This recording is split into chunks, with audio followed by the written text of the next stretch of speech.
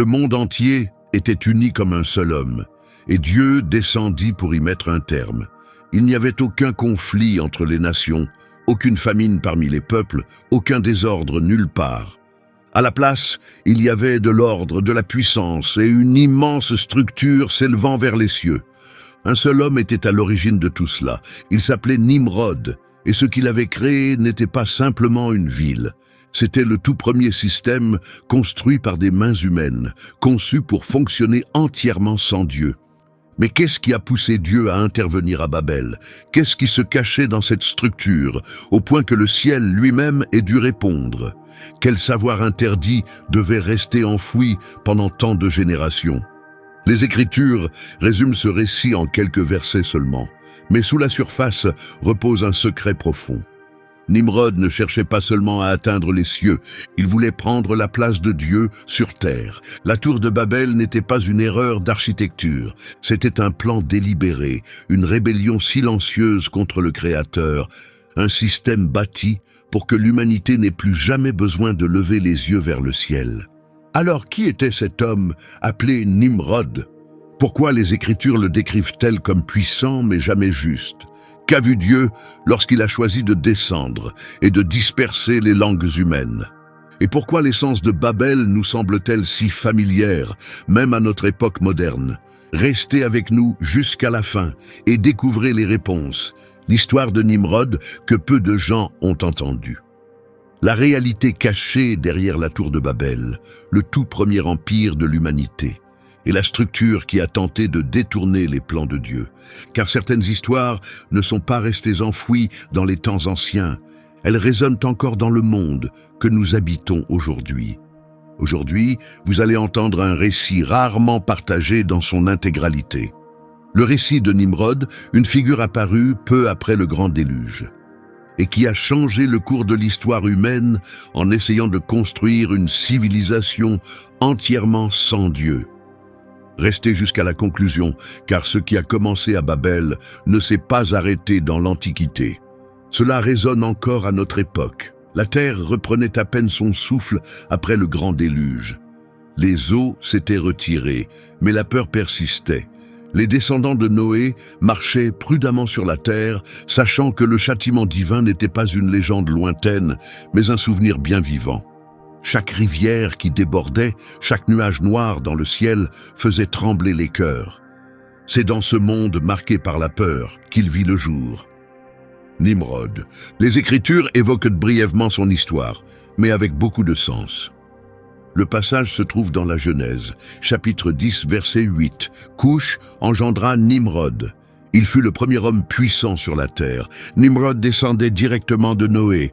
Son grand-père était Cham, le fils de Noé, dont la lignée portait le poids du jugement et du conflit. Son père, Coush, était une figure respectée parmi les tribus. Puissant, admiré, il avait guidé de nombreuses personnes. Les Écritures ne révèlent pas qui donna naissance à Nimrod, ni ne mentionnent explicitement de frères ou sœurs, mais elles précisent qu'il est né dans une famille influente, dans un territoire prospère, qui serait plus tard appelé la plaine de Shinéar. C'est là que s'élèveraient un jour les splendides cités de Babylone. Le nom Nimrod était assez inhabituel. Les traditions hébraïques anciennes l'associent à l'idée de rébellion, quelqu'un qui défie l'autorité ou s'oppose à ce qui est établi. Pour beaucoup, ce nom semblait bien trop lourd pour un nouveau-né. « Pourquoi donner un tel nom à un enfant ?» demanda un vieil homme en observant le nourrisson dans les bras de sa mère. « Parce qu'il ne sera pas comme les autres, » répondit Coush avec assurance. « Ou peut-être parce qu'il apportera des ennuis, » murmura quelqu'un d'autre à voix basse. Dès ses premiers jours, Nimrod se distinguait des autres. Il n'était pas seulement plus grand ou plus fort que les autres enfants. Il avait quelque chose d'étrange dans le regard. Il observait plus qu'il ne participait. Il soutenait le regard plus longtemps qu'il ne le détournait. Il pleurait rarement. Il ne sursautait jamais face au bruit soudain ou à l'approche des animaux. Alors que les autres enfants fuyaient, lui s'approchait. « Cet enfant ne connaît pas la peur, » dit un homme après l'avoir vu s'approcher d'un animal pris dans un piège. « Il la connaîtra un jour, » répondit un autre. « Ou peut-être jamais, » ajouta une troisième voix. Le monde qui façonna Nimrod était profondément dévoué à Dieu, mais dominé par la peur. Le Créateur était honoré, mais aussi redouté. Les récits du déluge étaient répétés sans cesse à chaque nouvelle génération, à la fois comme avertissement et comme rappel constant. « Vous ne devez jamais oublier », disait un ancien autour du feu. « Dieu a déjà détruit ce monde une fois. » Nimrod écoutait en silence, sans dire un mot. Avec les saisons, sa force physique se développa à un rythme étrange. Ses gestes étaient déterminés. Sa simple présence imposait le respect, même encore jeune. Les adultes remarquèrent qu'à chaque fois que Nimrod s'approchait, les conversations se faisaient plus calmes. Les regards se tournaient vers lui. Certains se sentaient rassurés, d'autres mal à l'aise. Il se déplace comme s'il connaissait déjà sa destination, fit remarquer un chef de tribu. Et comme s'il n'avait besoin de l'approbation de personne, répondit un autre. Le nom de Nimrod commença à se répandre dans les campements. On le prononçait dans les conversations, dans des murmures prudents, dans des expressions mesurées d'admiration. Son père, Cush, comprit que son fils attirait bien plus l'attention que la normale. « Les gens te regardent autrement, lui dit-il un soir. Ils remarquent simplement qui je suis, répondit Nimrod en fixant les flammes. Les Écritures font une déclaration peu commune à propos de cet homme. Elles ne disent pas qu'il reçut des bénédictions. Elles ne disent pas qu'il reçut un appel divin. Elles disent quelque chose de très particulier. Il devint le premier à être puissant sur la terre. Il n'est fait aucune mention de foi, aucune mention de soumission, seulement celle de la puissance. Et dans ce monde encore tremblant sous la colère de Dieu, quelque chose de nouveau, de silencieux et de dangereux était en train de naître. Une forme de force qui ne reposait pas sur la prière. Une puissance qui ne venait pas du fait de se prosterner, mais d'une présence pure et simple. Tandis que les familles de Noé reconstruisaient leur existence dans l'obéissance, un jeune homme grandissait avec autre chose qui battait dans sa poitrine. Quelque chose qui ne tremblait pas devant le ciel, et une question, encore sans réponse, commençait à flotter silencieusement. Parmi ceux qui observaient cette évolution remarquable, quelle sorte de pouvoir était en train d'émerger avec Nimrod? Les saisons passaient sans avertir. Le jeune homme grandissait, tandis que l'humanité tentait d'oublier la peur des eaux. Les familles s'éparpillaient à travers les terres ouvertes, à la recherche d'espace, de nourriture et de protection. Mais au-delà des terres cultivées s'étendaient des forêts épaisses, remplies de sons étranges et de bêtes féroces. Très peu osaient s'y aventurer. Nimrod, lui, y entra sans hésiter. Son corps développa une force précoce. Ses mouvements étaient précis et maîtrisés. Il étudiait la direction du vent, les traces au sol, les habitudes des bêtes sauvages. Alors que les autres apprenaient à fuir le danger, lui apprenait à l'affronter directement, non par imprudence, mais par parfait contrôle. « Ne t'éloigne pas autant », lui lança un homme un matin en le voyant se diriger vers la forêt. « Quelqu'un doit bien y aller », répondit Nimrod sans se retourner. Bientôt, les récits commencèrent à circuler. Un lion qui attaquait le bétail fut retrouvé sans vie près de la rivière. Un énorme sanglier qui avait semé la panique disparut sans laisser de traces. Les créatures qui faisaient trembler les hommes étaient désormais vaincues. Il y avait toujours quelqu'un pour dire que Nimrod avait été là. Les campements ressentaient une plus grande sécurité en sa présence. Les nuits devenaient plus calmes. Les mères pouvaient se reposer avec moins d'inquiétude. Les enfants jouaient sans scruter constamment les ombres. « Tant que Nimrod est parmi nous, rien ne peut nous arriver », déclara un homme. « Il affronte ce qui nous effraie », répondit un autre. Ce qui avait commencé comme une protection se transforma doucement en dépendance, sans que personne ne le réalise vraiment. Mais les bêtes sauvages n'étaient pas les seules à se taire en sa présence. Les gens aussi.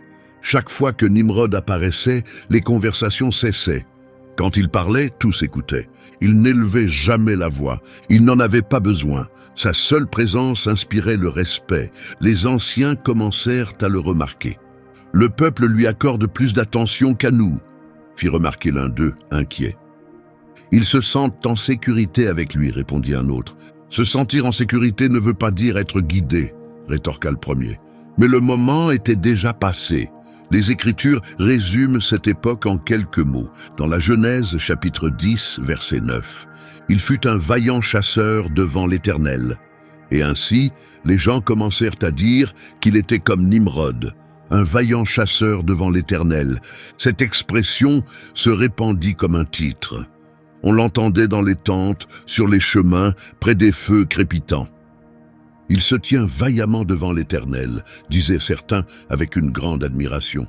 « Dieu veille sûrement sur lui », déclaraient d'autres avec assurance, mais ce n'était pas vu comme une louange par tous. « Que signifie exactement se tenir devant l'Éternel » demanda un ancien un soir. « Cela indique une faveur divine », répondit un jeune homme. « Ou peut-être signifie-t-il que Dieu a les yeux fixés sur lui », corrigea le vieillard d'un ton calme. L'expression portait une signification ancienne et lourde de sens. Se tenir devant l'Éternel avait toujours été lié à l'émerveillement, à l'humilité, à la crainte sacrée. Mais Nimrod ne montrait aucun signe de crainte. Il ne s'abaissait pas, il ne cherchait aucune direction venue d'en haut. Il avançait comme quelqu'un qui avait déjà tracé son propre chemin. « Il ne demande jamais conseil aux autres », observa un chef de tribu. « Il ne demande pas non plus d'approbation », ajouta un autre. Et pourtant, malgré tout, les gens continuaient de le suivre. Petit à petit, l'acte de chasser cessa d'être seulement une question de survie. Cela devint une démonstration de domination. Chaque bête abattue renforçait une idée troublante. S'il pouvait maîtriser le monde naturel, alors il pouvait aussi maîtriser les êtres humains. Les gens commencèrent à s'adresser à lui avant de consulter les anciens, avant de prier, avant d'attendre avec patience. « Appelez Nimrod », disait-il. Il s'occupera de l'affaire, et ainsi, presque sans en avoir conscience, un titre vit le jour. Il ne fut pas donné par Dieu, il ne fut pas confirmé par le ciel, mais il fut répété par des voix humaines partout, un vaillant chasseur devant l'Éternel. L'expression devint plus forte et se répandit plus loin, comme une bannière brandie.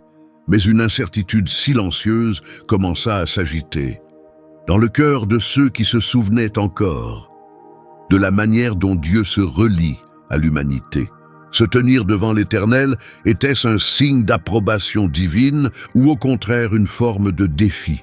Cette question ne fut jamais exprimée ouvertement, mais elle planait partout. Le monde portait encore profondément l'empreinte du souvenir du déluge. Une pluie plus lourde que d'habitude suffisait à faire lever les regards vers le ciel. Un fleuve qui montait un peu trop réveillait l'angoisse dans les cœurs. Le déluge était terminé depuis longtemps, mais la peur, elle, était restée. Les gens vivaient dispersés sur la terre, pleins d'incertitudes, tentant de suivre Dieu, tout en luttant contre la peur d'une nouvelle catastrophe. La foi existait, mais elle demeurait fragile. Beaucoup suivaient Dieu par crainte, plus que par réelle conviction. Nimrod comprit ce schéma. Il observait les expressions pendant les rassemblements. Il voyait des hommes parler de Dieu tout en tremblant d'inquiétude. Il remarquait des chefs récitant des promesses divines, sans parvenir à rassurer leur communauté. Il saisit quelque chose de capital. La peur gouvernait tout, de l'intérieur. « Ils passent leur vie à attendre le désastre », dit-il un jour à un groupe tout proche. « Après tout ce qu'ils ont vécu, comment leur en vouloir ?» répondit un homme. « La peur les rend impuissants », répondit sèchement Nimrod. « Et ceux qui n'ont aucun pouvoir ne bâtissent rien qui dure. » Ces paroles commencèrent à circuler parmi le peuple. Elles ne se posaient pas en opposition à Dieu, mais comme une autre voie possible. Nimrod ne disait pas que Dieu n'existait pas. Il suggérait simplement que placer toute sa confiance en lui n'était peut-être pas la meilleure idée. « Il nous faut une protection visible », affirma-t-il. « Quelque chose de solide que nos mains peuvent saisir », ajouta-t-il. Le peuple buvait chacune de ces paroles avec grand intérêt. Le concept séduisait ceux dont l'esprit était écrasé par l'angoisse constante. Peu à peu, Nimrod offrait quelque chose que les anciens ne pouvaient fournir. Un sentiment de contrôle.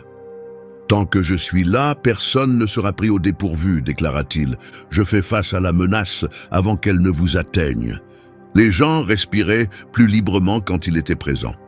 La présence de Nimrod réduisait les inquiétudes immédiates. Et là où la peur recule, la confiance prend sa place.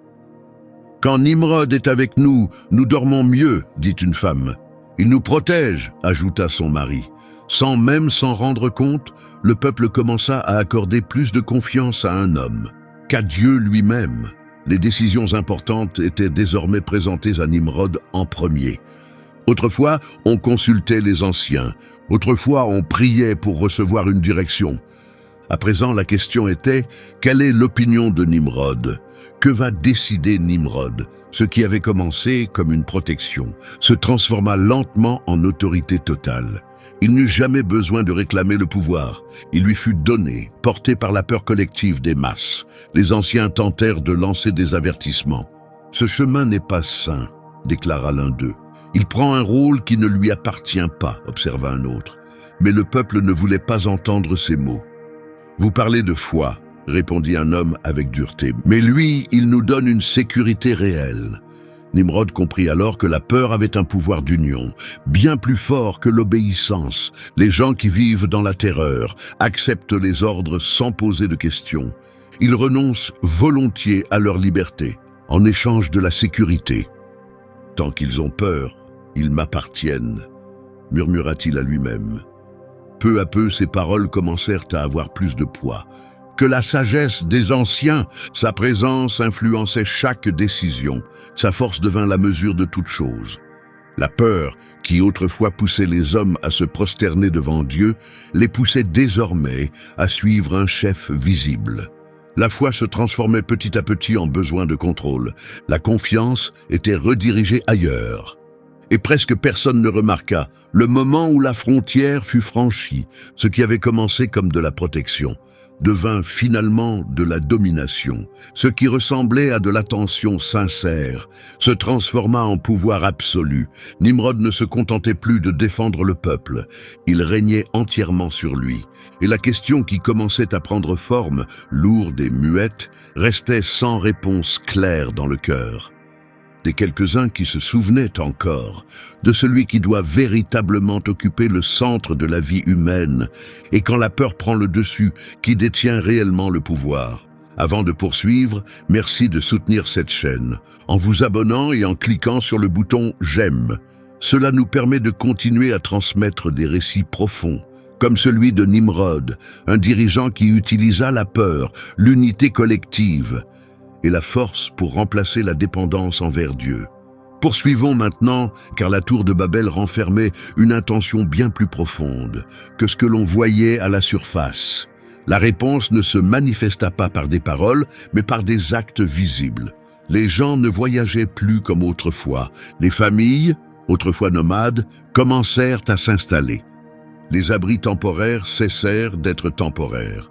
Le sol commença à être divisé et revendiqué par des propriétaires. Quelque chose de totalement nouveau apparaissait sous les yeux de tous. Au centre de la vaste plaine, 3 noms commencèrent à se distinguer, Babel, Érec et Akkad. Les Écritures documentent cette évolution dans la Genèse, chapitre 10, verset 10. Et le commencement de son royaume fut Babel, Érec et Akkad, tous situés dans le pays de Shinéar. Ce n'étaient pas de simples campements, c'étaient des villes construites avec intention. Pour la toute première fois, des êtres humains vivaient ensemble. Sous l'autorité d'un seul dirigeant humain, tout était structuré, orienté et organisé. Et cette orientation venait entièrement de Nimrod. « C'est ici que nous bâtirons notre avenir », annonça-t-il, en désignant l'immense étendue de terre. « Pourquoi ne pas continuer à avancer ?» demanda un homme. « Parce que c'est ici que nous allons nous établir », répondit Nimrod sans hésiter. Les gens commencèrent à s'organiser en groupes. Certains coupaient du bois, d'autres façonnaient l'argile en briques, d'autres encore montaient la garde. Chaque individu reçut une tâche précise. Le quotidien tourna désormais autour de la ville, et non plus autour de la famille ou de la tribu. Autrefois, le père dirigeait sa maison. Autrefois, l'ancien guidait la communauté. À présent, chacun attendait l'ordre d'un seul homme. « Qui a le droit de décider cela ?» demanda quelqu'un un jour. Nimrod, répondit-on immédiatement. Il ne se déclara jamais roi, il n'en avait pas besoin. L'autorité lui avait été transmise petit à petit, d'abord sous forme de protection, puis comme guide, et enfin comme domination totale. Les villes grandirent à un rythme impressionnant.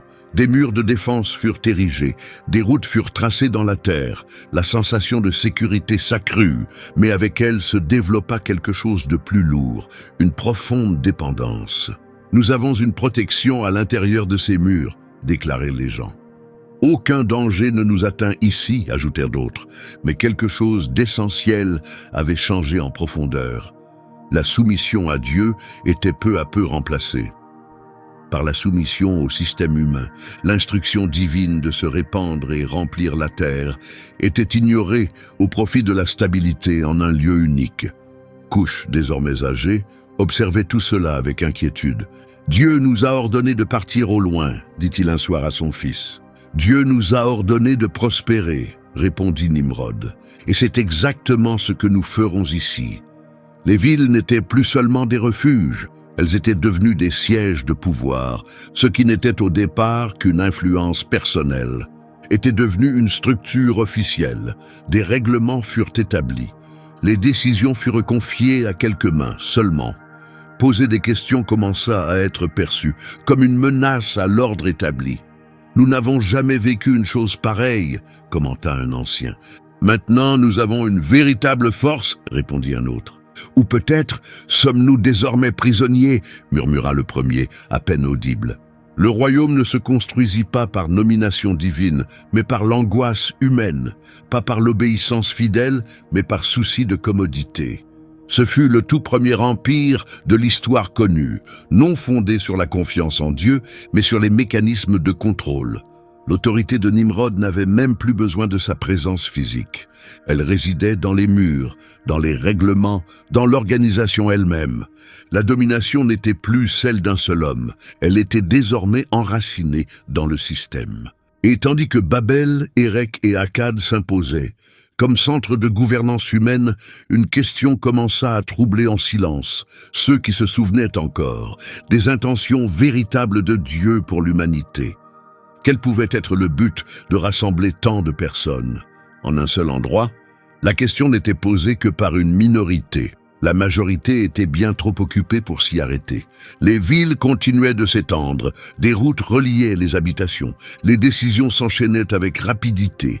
Un facteur particulier permettait à tout cela de fonctionner avec une efficacité presque parfaite. Chaque personne parlait une langue identique. Les Écritures rapportent ce détail clairement. Dans la Genèse, chapitre 11, verset 1, en ce temps-là, toute la terre parlait une seule langue et utilisait les mêmes mots. Il n'y avait aucune confusion, aucune incompréhension. Lorsqu'une personne parlait, tout le monde comprenait. Quand un ordre était donné, il circulait rapidement. La communication coulait aussi naturellement que de l'eau sur une plaine. Nimrod comprit cela avant tous les autres. Quand la compréhension est partagée, tout s'accélère, déclara-t-il un jour lors d'un rassemblement avec les autres chefs. « Il n'y a plus de place pour le désaccord », observa l'un d'eux. « Il n'y a pas d'obstacle », poursuivit Nimrod, « et il n'y a pas d'opposition. » Ces déclarations devinrent le rythme de la vie quotidienne. Les instructions circulaient d'un point central vers tous les coins de la ville. Le peuple fonctionnait comme un seul organisme. Chacun comprenait la tâche qui lui avait été confiée. Chacun comprenait le rôle qu'il devait jouer. « Ce système est plus simple, dit un ouvrier à un autre. « Pas besoin de réfléchir trop longtemps, répondit son compagnon. Il suffit de suivre les consignes. » Au début, cette unité semblait positive. Elle apportait de l'organisation, elle apportait de l'efficacité, elle produisait des résultats visibles de tous. Les projets de construction avançaient régulièrement. Le sentiment de sécurité s'intensifiait. Le peuple se sentait fort dans son unité. « Nous ne formons qu'un seul peuple », proclamait-il. « Nous ne formons qu'une seule voix. » Mais peu à peu, quelque chose commença à changer. L'unité cessa d'être naturelle pour devenir imposée. Avoir une opinion différente provoquait un malaise. Poser des questions était vu comme un signe d'arriération. Celui qui ne suivait pas le rythme établi devenait un obstacle. Pourquoi devons-nous faire les choses de cette façon précise ? demanda un vieil homme un jour. « Parce que tout le monde le fait ainsi, répondit un autre. « Et si cette méthode était erronée, insista le vieil homme. « Alors nous nous tromperons tous ensemble, conclut le plus jeune. Nimrod n'avait plus besoin d'être physiquement présent pour recevoir l'obéissance. Sa manière de penser s'était déjà répandue à travers la langue commune. Ses idées étaient répétées sans jamais être remises en question. Sa vision du monde devint la norme acceptée. « L'unité, c'est la force », proclamait-il lors des rassemblements publics. « L'unité, c'est la sécurité », répondaient les foules. Mais la véritable unité, celle qui vient de Dieu, naît de l'obéissance volontaire et de l'amour sincère, non de la domination. Là-bas, l'unité était utilisée comme instrument de contrôle. Quiconque exprimait une pensée différente subissait des remontrances. Quiconque persistait finissait isolé. « Ne crée pas de problème », avertit un superviseur un ouvrier un jour. « J'ai simplement posé une question », répondit ce dernier. « Les questions brisent l'unité », conclut l'autre. Une communication parfaite commença à faire taire la voix intérieure de la conscience. Certains mots étaient attendus, certaines phrases étaient répétées sans fin. La foi, qui exige réflexion et confiance en quelque chose de plus grand, perdait peu à peu sa place. Autrefois, le peuple cherchait Dieu dans le silence. À présent, il récitait des ordres à voix haute. Autrefois, il attendait des directives du ciel. À présent, il attendait des instructions du système. Cush ne faisait plus partie des dirigeants. Les anciens vieillissants étaient de moins en moins écoutés. La génération montante était élevée pour répéter des mots, plutôt que pour réfléchir. « C'est ainsi que les choses fonctionnent », disait-il. « Cela a toujours été ainsi », affirmait-il, tout en sachant au fond d'eux que ce n'était pas vrai. L'unité était devenue une cage invisible. Tout allait trop vite pour qu'on puisse prendre conscience. Tout fonctionnait trop bien pour qu'on ose poser des questions. Et alors que toute la terre parlait une seule langue, un doute silencieux commença à émerger. Dans le cœur des rares personnes qui se souvenaient de la manière dont Dieu agit réellement parmi les hommes. Et si cette unité ne venait pas de Dieu, ce doute resta vivant dans quelques cœurs, mais la majorité s'était déjà engagée sur une voie bien précise. Les routes qui autrefois menaient vers des horizons lointains convergeaient désormais vers un seul et même endroit.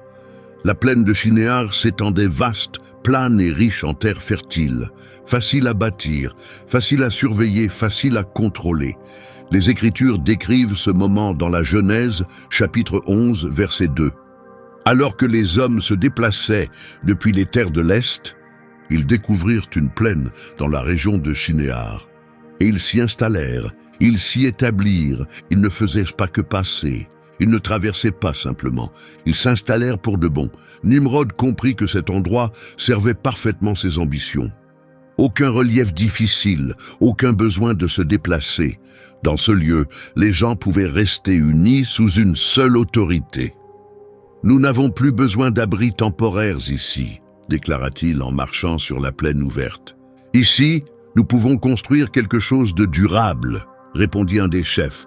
Les tentes, symboles de mouvement et de dépendance envers Dieu, commencèrent à disparaître. À leur place s'élevèrent des habitations solides, construites pour durer à travers les générations. Les gens cessèrent de se préparer à partir et commencèrent à faire des projets de sédentarisation. « Nous ne vivrons plus comme si nous étions de passage », annonça Nimrod devant l'assemblée. « Nous avons déjà suffisamment voyagé », dit un homme avec approbation. « Le temps est venu de rester ici », ajouta un autre. Le concept fut accueilli avec enthousiasme. Avancer nécessitait foi et confiance. Rester sur place ne demandait rien d'autre qu'une organisation efficace. La dispersion de l'humanité, voulue par Dieu après les jours de Noé, commençait à sembler trop risquée pour un peuple qui avait appris à placer sa confiance dans le contrôle humain. Se répandre sur la terre affaiblie, proclamait Nimrod. Rester ensemble nous rend puissants, répétait le peuple. La ville commença à prendre forme. Des routes furent planifiées et construites. Des zones furent attribuées à des fonctions spécifiques. Chaque chose avait son rôle et remplissait un objectif précis. La vie quotidienne se concentra peu à peu autour de cet endroit fixe. Un sentiment de sécurité émanait des murs protecteurs. La confiance venait de la proximité. Nous sommes en sécurité ici, disait une mère en fermant sa porte à la tombée de la nuit. Aucune force ne peut nous séparer dans ce lieu, répondait son mari. Mais quelque chose d'essentiel était en train d'être oublié. Dieu avait ordonné à l'humanité de se répandre sur la terre, non de se rassembler en un seul endroit. L'obéissance fut progressivement mise de côté, non pas par rébellion ouverte, mais par des choix pratiques. Dieu nous a demandé de peupler toute la terre, murmura un vieil homme, ses paroles presque oubliées. Nous peuplons déjà cette région, répondit un jeune homme, sans saisir la nuance. Nimrod décidait de tout. Où construire, comment organiser les affaires, qui maintiendrait l'ordre. Le peuple se sentait en sécurité, mais ce sentiment avait un prix. La liberté de suivre la volonté divine était troquée contre la stabilité d'un système humain. Tant que nous restons ici, rien ne nous prendra au dépourvu, disait Nimrod à ses proches. Pas même le ciel au-dessus de nous, répondit quelqu'un en plaisantant. La ville fut perçue comme invincible, éternelle, un refuge contre toute menace future. La terreur du déluge était combattue non par la foi, mais par une volonté inflexible. Peu à peu, l'idée de se disperser devint source d'angoisse. « Et si nous nous divisons ?» demanda quelqu'un. « Nous perdrons tout ce que nous avons construit, » répondit un autre. « Alors restons ici, » décida le groupe d'un commun accord. La décision fut prise sans annonce officielle. Il n'y eut aucune proclamation, seulement une volonté partagée de rester. La ville qui ne s'écroulerait jamais commença à exister non seulement en pierre, mais aussi dans la conscience collective du peuple. L'errance était terminée, le voyage avait atteint son but. Le mode de vie nomade fut abandonné. Et tandis que la plaine de Shinar se remplissait de structures solides et de certitudes humaines, une question persistait, silencieuse, ignorée par la majorité, mais encore vivante dans le cœur de ceux qui se souvenaient des paroles du Créateur. Mais Dieu avait ordonné à l'humanité de se répandre sur la terre. L'idée de rester prit une forme tangible entre les mains fatiguées des ouvriers. Le bruit des fours à briques rythmait les journées. Les flammes brûlaient dès les premières lueurs du matin. L'argile était modelée, durcie, puis cuite à haute température. Le travail était pénible. La sueur coulait sans cesse. La douleur dans les bras ne s'arrêtait jamais, mais personne ne renonçait. Nimrod marchait parmi les fours, surveillant chaque détail avec attention. Il savait que l'effort commun créait des liens plus forts que les mots. Ceux qui peinent ensemble, endurent ensemble. Et ceux qui endurent ensemble acceptent de rester ensemble. Chaque brique est un pas vers notre protection, déclara-t-il aux ouvriers rassemblés. Ici, nous construisons notre propre survie. Le peuple commença à croire en cette idée. Rester unis semblait être le seul moyen de survivre. Se disperser, autrefois vu comme un acte d'obéissance envers Dieu, devint une menace inutile. « Si nous nous éparpillons, nous devenons vulnérables », dit un homme en essuyant son front. « Seul, on devient une cible facile », répondit un autre. Nimrod renforça cette idée avec calme et assurance. « En restant unis, personne ne peut nous vaincre », déclara-t-il. « Séparés, nous sombrerons dans l'oubli. » Ces paroles furent bien accueillies. L'ancienne peur du déluge hantait encore la mémoire collective. L'idée d'errer sans destination paraissait trop dangereuse. Rester, construire et se défendre semblait raisonnable. « Dieu nous a demandé d'avancer », murmura un vieil homme en observant les fours. « Dieu veut que nous prospérions », répondit un jeune homme. « Regarde autour de toi, nous prospérons ici. » Peu à peu, l'obéissance fut perçue comme une menace. Le commandement divin de se répandre sur la terre semblait s'opposer à leur sécurité. Ceux qui se souvenaient des paroles de Dieu furent vus comme un danger. « Pourquoi insister là-dessus maintenant ?» demanda-t-on. « Regarde autour de toi, tout fonctionne parfaitement. » Le travail acharné occupait toutes les pensées. Il n'y avait plus de place pour la réflexion. Le vacarme des fours empêchait tout silence. Et sans silence, il ne pouvait y avoir de communion avec Dieu. Sans communion, plus aucun appui sur lui. Plus nous construisons, plus nous devenons puissants, proclamait Nimrod. Et plus nous devenons puissants, moins nous devons avoir peur. La permanence devint l'objectif suprême. La ville cessa d'être un simple abri et devint une promesse solennelle. Le peuple ne se préparait plus à partir. Il se préparait à rester pour toujours. Les tentes disparurent presque entièrement. À leur place s'élevèrent des murs solides et durables. La vie commença à se planifier pour les générations futures, exactement à cet endroit. « Mes enfants grandiront ici », déclara une femme avec une fierté évidente. « Et leurs enfants après eux », ajouta son mari. Nimrod observait avec une grande satisfaction. Sa vision devenait réalité, pas seulement une ville immobile, mais une pensée figée. Une population qui ne voulait plus dépendre des cieux, mais du sol qu'elle avait façonné de ses propres mains.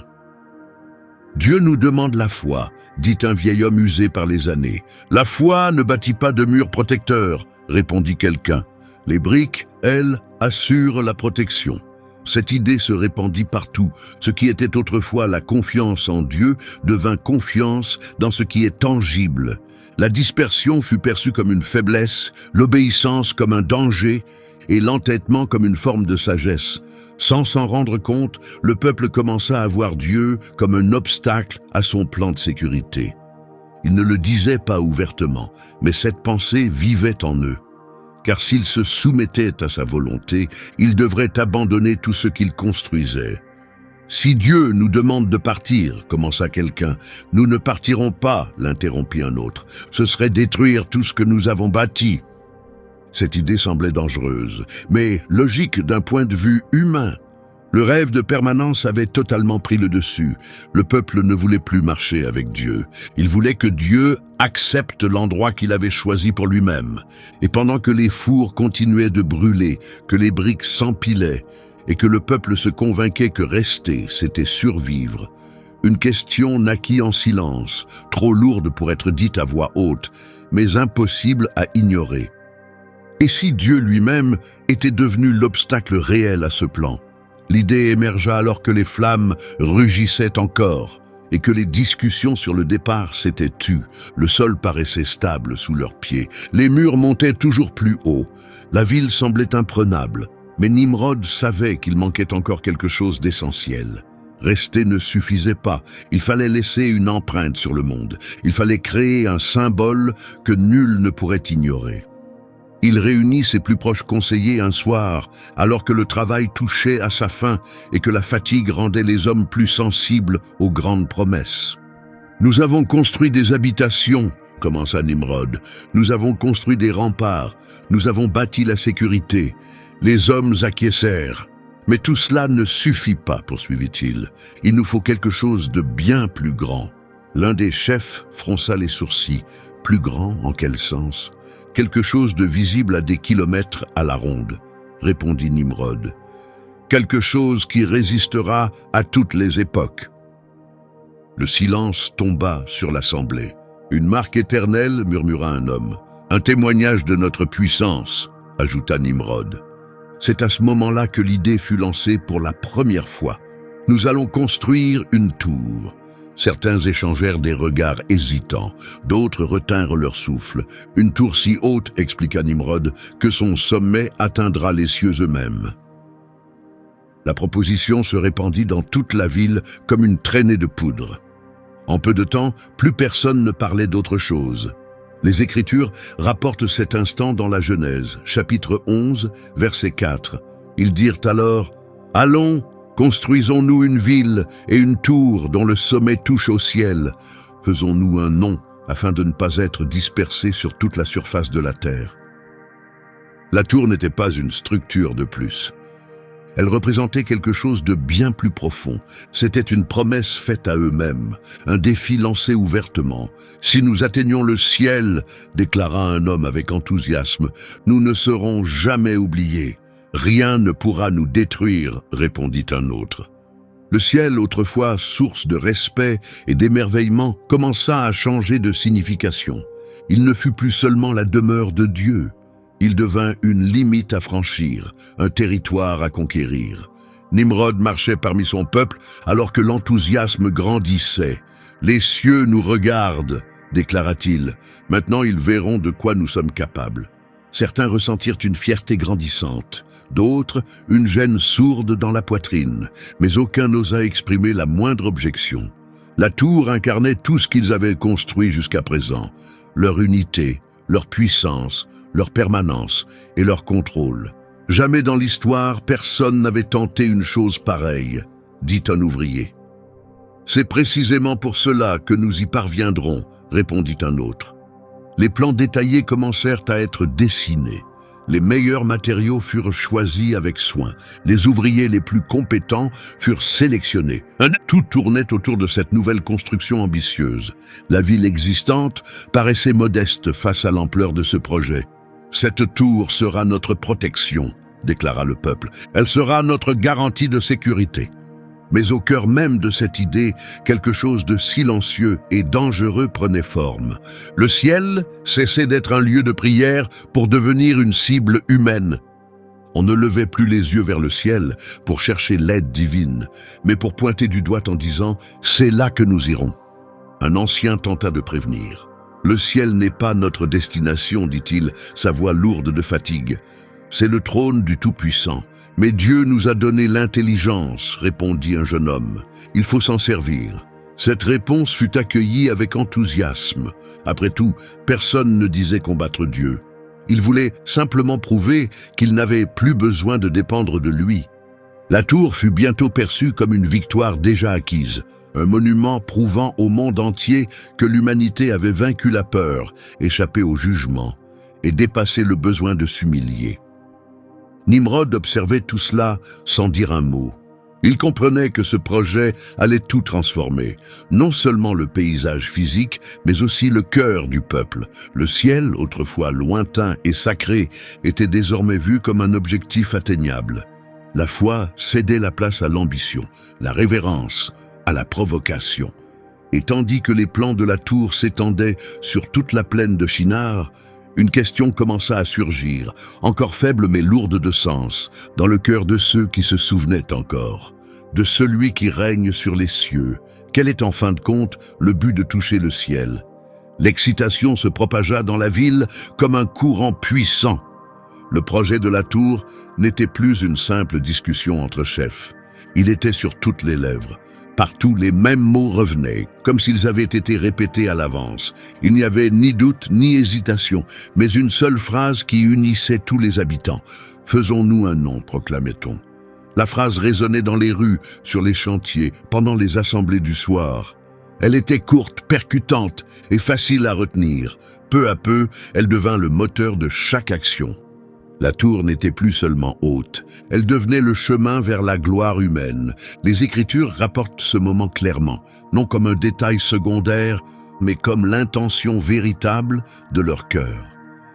Le peuple ne parlait plus de plaire à Dieu, il parlait de laisser une trace dans l'histoire. « Notre nom sera reconnu partout », déclara un ouvrier, avec fierté. « Nos descendants parleront de ce que nous avons accompli », ajouta un autre. « Le monde entier saura qui nous sommes », dit un troisième. La gloire autrefois rendue à Dieu pour les moissons abondantes, le don de la vie et la protection divine changeait de direction. Le regard n'était plus tourné vers les cieux, il se fixait sur le travail des mains humaines, sur les noms et les exploits des hommes. Nimrod observait avec intensité. Il n'avait pas besoin d'exiger l'adoration, il n'avait pas besoin de réclamer l'honneur. Le peuple lui offrait ces choses de lui-même. Sans Nimrod, rien de tout cela n'existerait, déclara-t-on.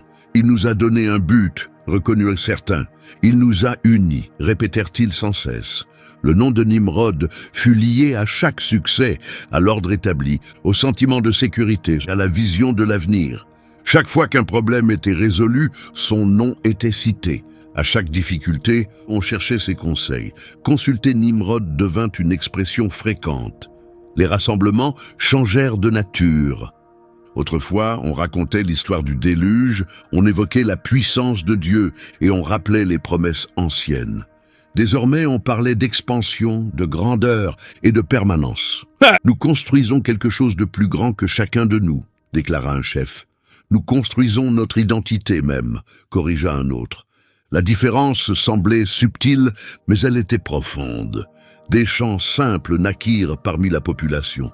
Ce n'étaient pas des prières adressées à Dieu, mais des proclamations d'autosatisfaction.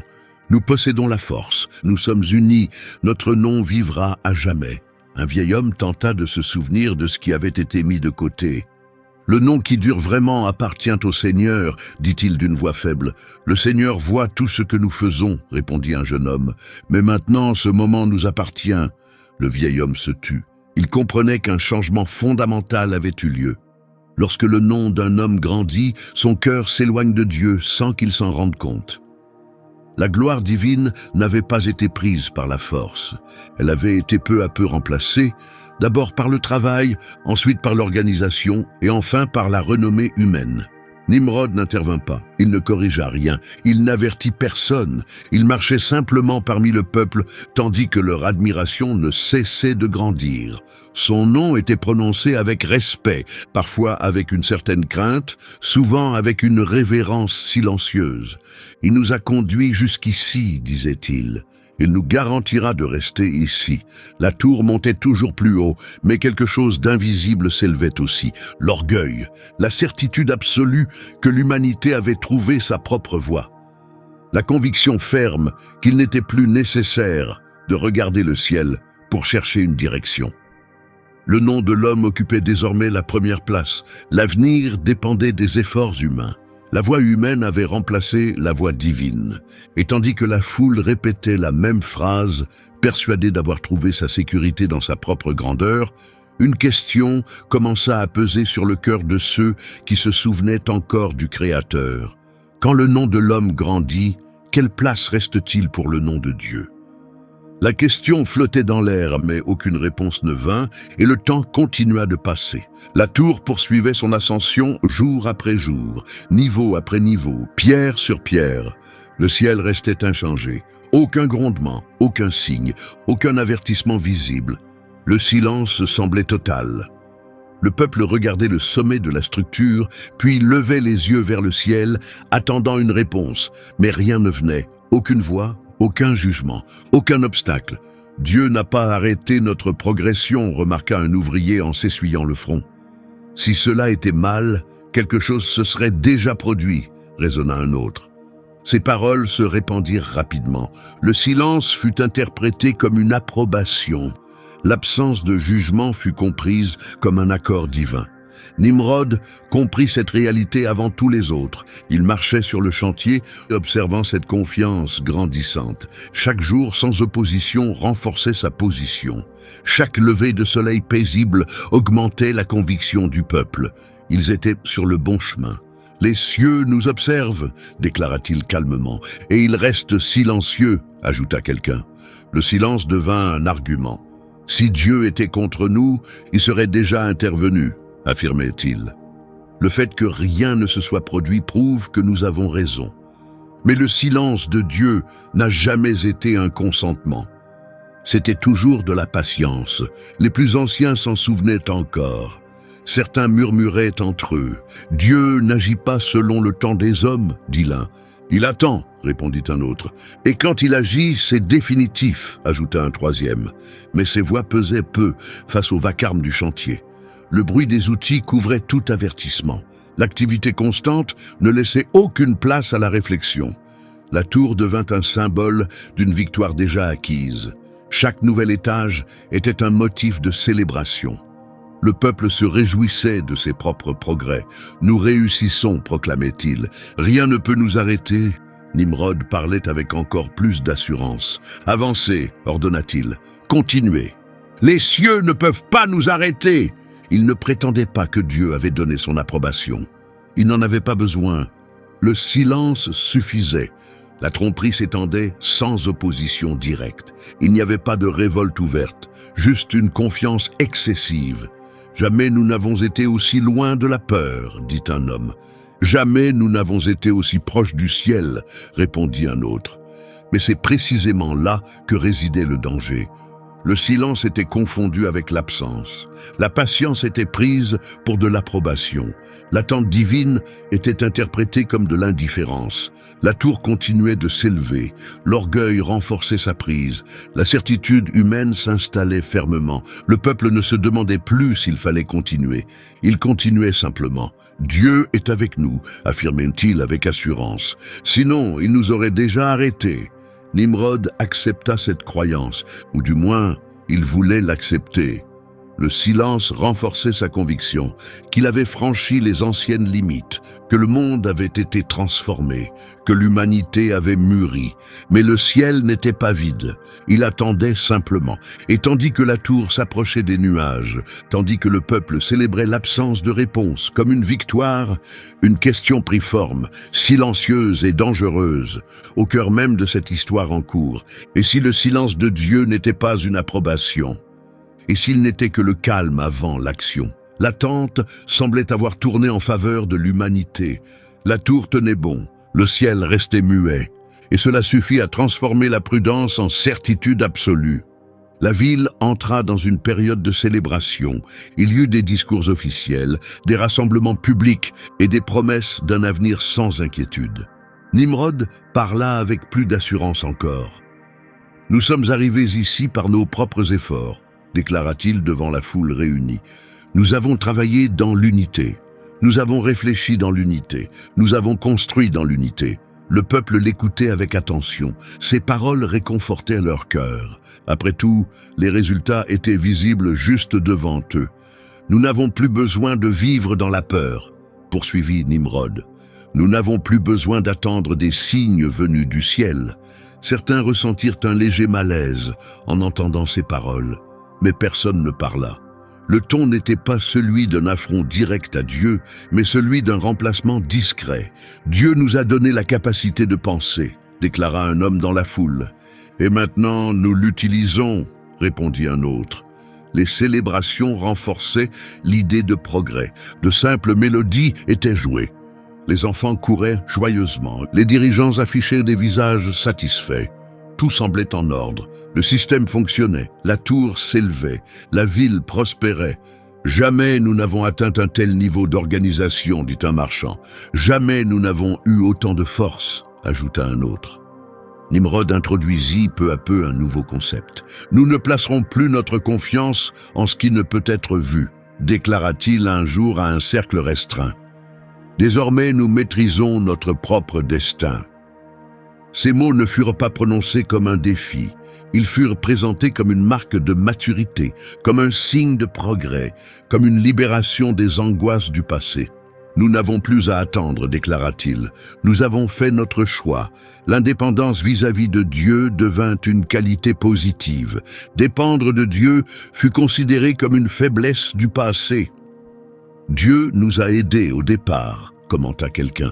Maintenant, c'est à nous de prendre le relais, répondit un autre. Les plus anciens s'éloignèrent sans un mot. Ils comprenaient que quelque chose de grave était en train de se produire.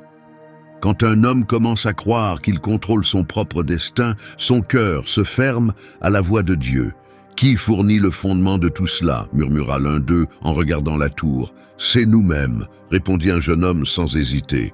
La rébellion n'arriva pas avec des cris ou des armes, elle arriva avec des applaudissements, des discours soigneusement préparés et des promesses de stabilité. Elle se présenta comme un progrès. Nimrod ne nia pas Dieu en public. Il fit simplement en sorte que Dieu devienne inutile, et cela se révéla plus dangereux qu'un rejet ouvert. « Si quelque chose tourne mal, nous le corrigerons », déclara-t-il. « Nous n'avons rien à craindre. » Le peuple fit confiance à ses paroles. Après tout semblait solide et sûr, mais le fondement invisible qui soutenait l'existence entière était négligé. La confiance avait été retirée du Créateur et placée dans le système humain. La tour devint le symbole de cette nouvelle conviction. Un monde où l'humanité décide, ordonne et gouverne, sans avoir besoin de lever les yeux vers le ciel. L'indépendance vis-à-vis de Dieu devint l'idéal suprême. Et tandis que les fêtes se poursuivaient, tandis que les discours promettaient une sécurité éternelle, une question surgit en silence, trop lourde pour être répondue par des festivités, mais impossible à ignorer. Quand Dieu est rejeté, qui tient le monde entre ses mains? Cette question ne reçut pas de réponse publique, mais elle avait déjà trouvé sa réponse, dans le silence des niveaux les plus hauts de la structure. Là-haut, où peu osaient monter, le vent soufflait plus fort et la ville semblait petite et lointaine. Les gens en bas n'étaient plus que de minuscules silhouettes en mouvement. Ceux qui montaient éprouvaient quelque chose de nouveau, une sensation de contrôle absolu. Nimrod prenait plaisir à cet endroit. Il y réunissait uniquement ses conseillers les plus fidèles, des hommes qui ne posaient pas de questions, des hommes loyaux au système. L'ascension se faisait en silence. À chaque pas, les sons de la ville s'évanouissaient. « Ceci suffit », déclara Nimrod en s'arrêtant près du bord. Les hommes observèrent les alentours. La vue s'étendait dans toutes les directions. Le ciel semblait s'être rapproché. La tour était déjà la plus haute que le monde ait jamais connue. « Comprenez-vous pourquoi nous faisons cela ?» demanda Nimrod. Certains hochèrent la tête en guise de réponse. D'autres restèrent sans voix. Pour notre protection, l'un d'eux répondit, « Afin que nous ne soyons pas dispersés sur toute la terre, » dit un autre. Nimrod leva la main pour demander le silence. « C'est ce que croit le peuple, » dit-il avec calme. « Mais cela ne représente qu'une partie de la vérité. » Les hommes échangèrent des regards. « La tour n'est pas seulement un refuge, » poursuivit Nimrod. « C'est un siège d'autorité. » « Un siège » demanda un chef perplexe. « Un centre de gouvernance, » expliqua Nimrod. « Un centre qui ne dépend pas du ciel. » Le vent se leva. Le silence devint lourd de tension. « Tant qu'ils lèveront les yeux vers le ciel, » expliqua Nimrod, « ils verront ce que nous avons accompli. Ils ne chercheront pas de direction divine. Ils accepteront les ordres humains. » L'un des hommes déglutit avec difficulté. « N'est-ce pas dangereux ?» demanda-t-il avec hésitation. « Le véritable danger réside dans la dépendance à ce qui est invisible, » répondit Nimrod. « L'humanité a besoin de quelque chose de solide et de tangible. C'est là que le véritable objectif fut révélé. La tour n'était pas destinée à la défense, ce n'était pas simplement un symbole, c'était un système silencieux de défi, occupant la place réservée à l'autorité divine. « Le ciel gouverne de très loin, » déclara Nimrod. « Nous gouvernerons à partir d'ici. » Les mots ne furent pas prononcés avec colère. Ils furent prononcés avec une profonde conviction. Pour lui, cela représentait le progrès, cela représentait l'évolution, une libération face aux anciennes terreurs. « Quand la tour sera achevée, » poursuivit-il, « plus personne ne demandera ce que Dieu veut. Ils demanderont ce que nous faisons maintenant. » Certains chefs ressentirent une grande fierté, d'autres ressentirent une peur grandissante, mais aucun ne descendit de cette hauteur. Chacun comprit qu'en restant, il choisissait un camp. La tour cessa d'être un simple bâtiment et devint un trône, non pas un trône déclaré ouvertement, mais un centre d'autorité opposé au ciel. Un lieu où l'humanité s'élevait au-dessus de la peur et de la dépendance. « Nous transformons le monde », déclara un chef. « Nous créons un monde entièrement nouveau, » répondit Nimrod. En bas, le peuple croyait encore qu'il construisait pour sa protection. Il ne savait pas qu'au sommet, le but avait été transformé. La tour ne pointait plus vers Dieu, elle pointait contre lui. Le ciel n'était plus considéré comme une demeure. Il représentait une limite à dépasser. Ce que les mains humaines avaient construit occupait désormais l'espace sacré autrefois réservé à la dévotion. Nimrod fixa l'horizon lointain. L'immense structure continuait de s'élever. La provocation avait été lancée, et tandis que ses conseillers descendirent, sans un mot, portant une connaissance qui allait tout transformer, une question inévitable commença à peser sur le cours de l'histoire. Mais le Tout-Puissant tolérerait-il une telle défiance? Aucune réponse ne vint du sommet de la tour, mais la réponse était déjà en route. Elle ne se manifesta pas sous forme de tonnerre grondant, elle ne se manifesta pas comme un vent hurlant. Elle émergea de l'endroit où elle avait toujours résidé, de ces cieux mêmes que les mortels avaient décidé de défier. Les Écritures décrivent cet instant avec peu de mots, mais des mots lourds de sens.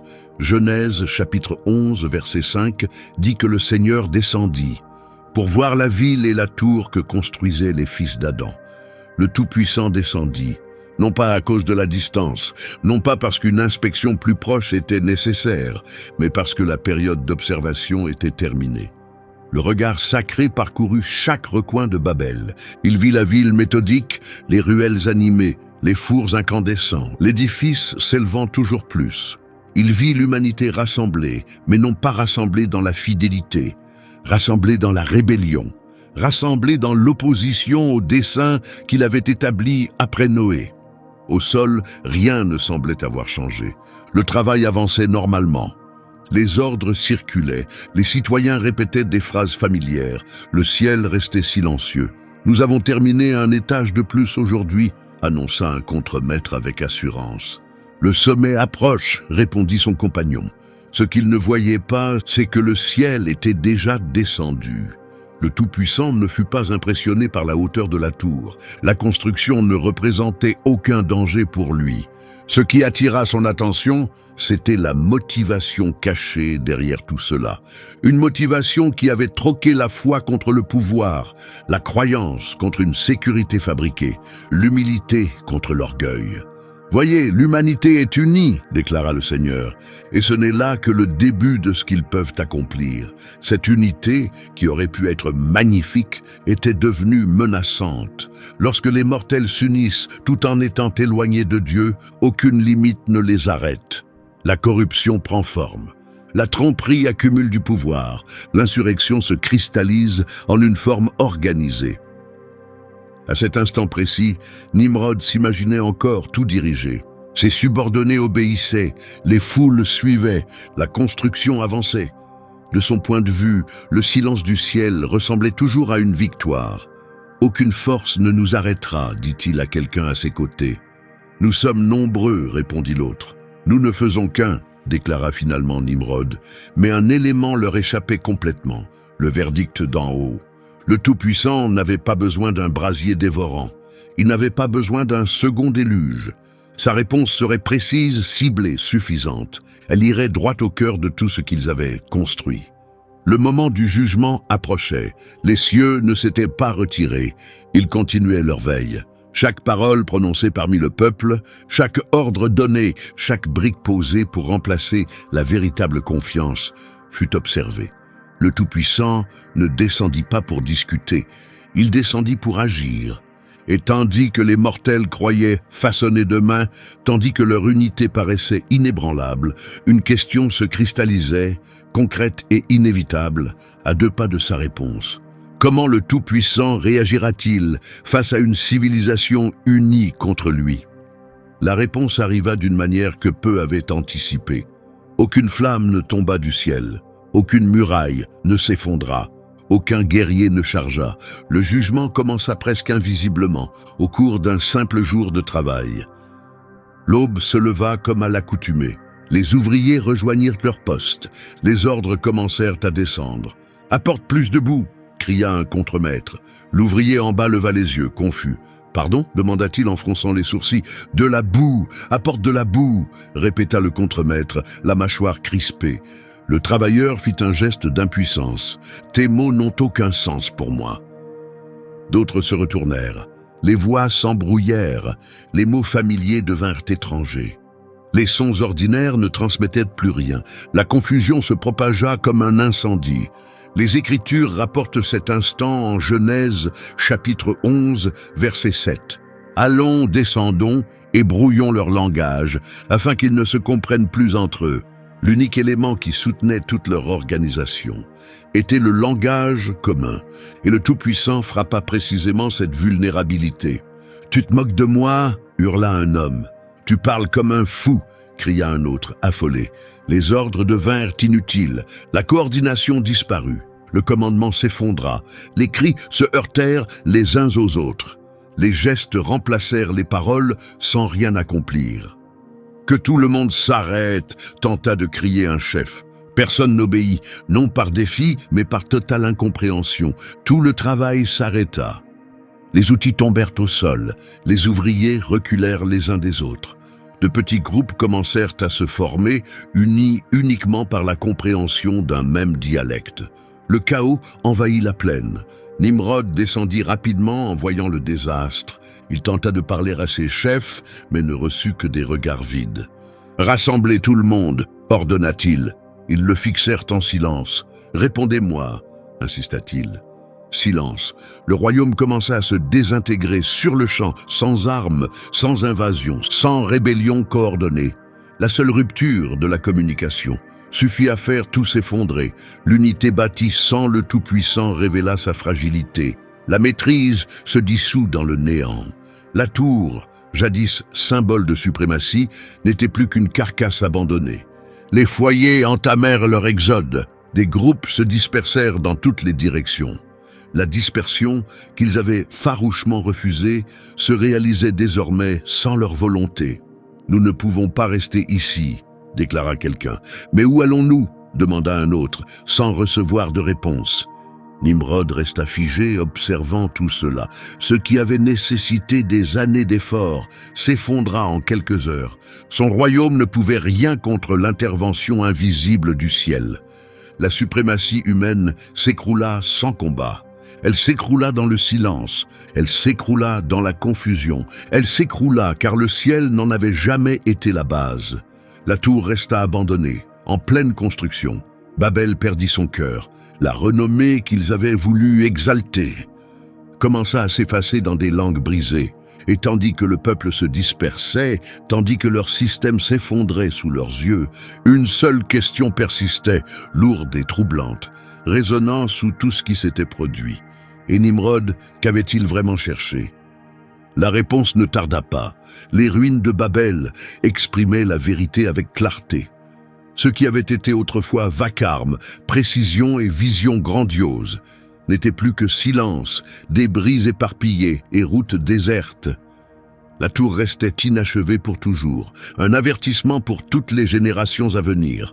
Nimrod se tenait là, dépouillé de son statut royal, dépouillé de son rôle de commandement, réduit à un homme ordinaire contemplant son système effondré.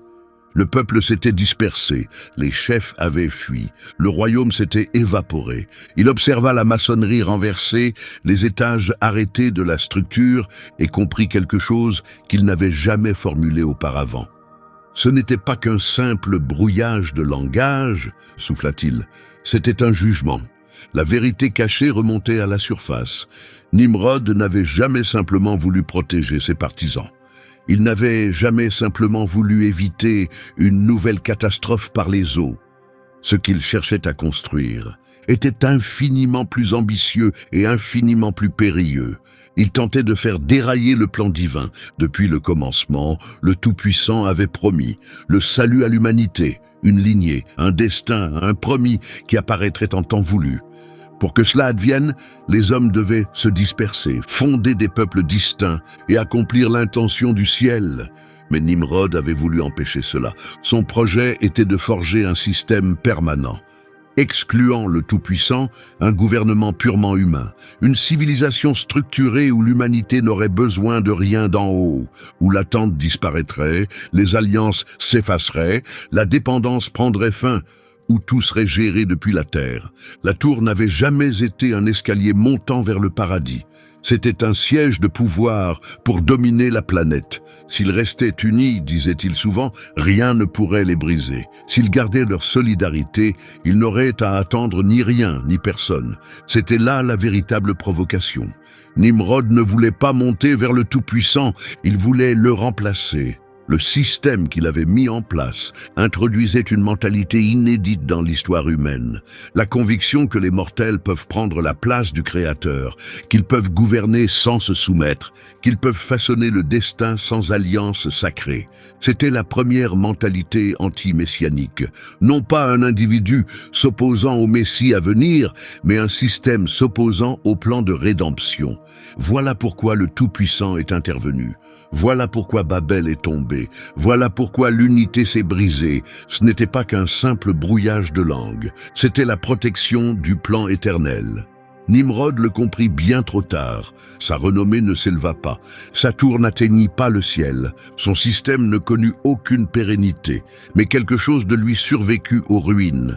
L'idée d'une existence sans le Tout-Puissant, d'une protection sans foi, d'un progrès sans soumission, entièrement dirigé par les mortels. Nimrod disparut des récits historiques, mais la mentalité qu'il avait éveillée continua de parcourir le monde. Elle réapparut dans de vastes empires, dans des structures organisées, dans des instances de pouvoir, dans les cœurs les plus intimes. Chaque fois que les mortels tentent de prendre la place du Tout-Puissant, Babel renaît, Les ruines sont restées, mais l'avertissement a traversé les siècles. Le plan divin n'a jamais été interrompu. Le promis viendrait. L'alliance s'accomplirait. Aucun système humain ne pouvait l'en empêcher. Mais l'affrontement allait continuer. Et la question ultime n'appartient pas qu'au passé. Elle résonne dans notre présent, traversant les générations, surgissant comme un avertissement discret mais constant. La mentalité de Nimrod a-t-elle vraiment disparu?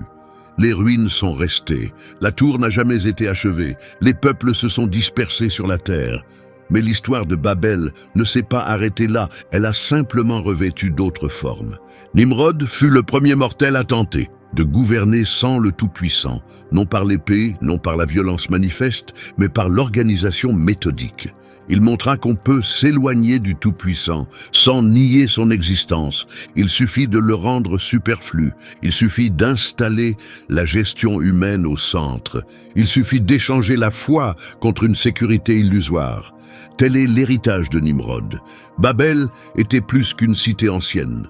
C'était un modèle, une conscience, un schéma de pensée, un lieu où l'homme proclame « Je me débrouillerai seul, je tiens les rênes, je rends les décisions » et cette conviction n'est pas morte avec les pierres de la tour. De nos jours, Babel persiste.